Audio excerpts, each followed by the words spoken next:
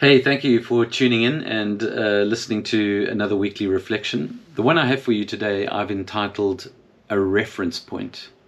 A Reference Point. I'm sure you know the Passover story, right?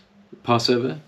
It tells the ancient story of the Exodus, of how the Israelites who were enslaved in Egypt appealed for divine help and found in Moses a deliverer, of how plagues were brought against a stubborn Pharaoh who eventually capitulated, of how the Israelites left their enslavement only to come to this vast expanse of water with a vengeful Pharaoh hunting them down, of how the waters were miraculously parted and the Israelites left with the waters closing in behind them to signify the point of no return. The Passover story is a story of redemption. It is a story of moving from that which oppresses to freedom. It's a story that foreshadows the coming of Jesus, our deliverer and savior. And that's why the story of the great escape of God's people from their slavery in Egypt is woven through almost every page of the Old and New Testaments. It is the reference point. It is the reference point by which followers of Jesus can comprehend the significance of this great theme of freedom, which culminates in a crucifixion and a resurrection and is lived out in a life of faith. You know, the Passover story helps us to make sense of the communion table, of Holy Communion, of why it is celebrated so solemnly. The Passover story helps us understand the reference to Christ as our Passover lamb, sacrificed for us. This is a story that gets retold and relived every single year through the eating of symbolic foods in a set order through a ceremony of remembrance. In fact, St. Paul the Apostle encourages a predominantly non-Jewish church in Corinth to observe the Passover. He says to celebrate the festival, not with the old yeast of malice and wickedness, but with matzah.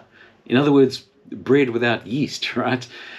Paul calls it the bread of sincerity and truth. He says to celebrate the festival in 1 Corinthians chapter 5. And he references the cup of blessing which we bless in 1 Corinthians 10.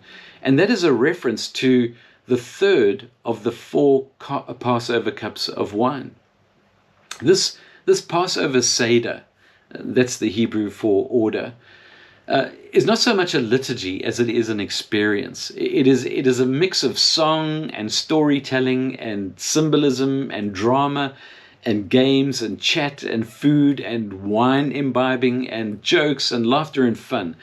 Every guest is supposed to feel as if they were actually oppressed by a terrible tyrant and are now fleeing to a promised land and safety.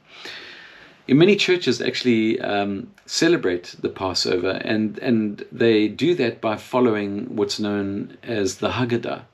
That's the Hebrew for telling. It's the retelling of the story of the Exodus at the start of the Seder meal. And so churches follow the Haggadah until the third cup after supper, which kind of follows seamlessly into communion. Theological explanation is kept to a minimum.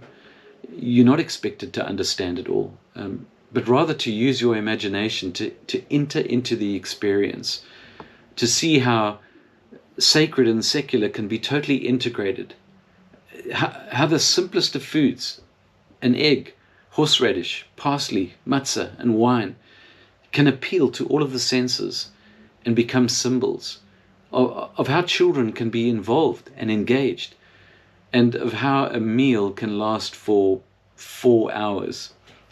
But ultimately, of why, despite the suffering that lay ahead, Jesus could say that he looked forward to this last feast with his friends, that he looked forward to celebrating this Passover feast with his disciples, and then to leave them with this one special ritual which would enable them to remember him forever. You know, Christianity started out as a Jewish sect. That's how Christianity was seen. It was seen to be a Jewish sect. And the foundations of our faith lie in Judaism. Isn't it time we understood and appreciated the riches of our forgotten heritage? May God bless you and keep you.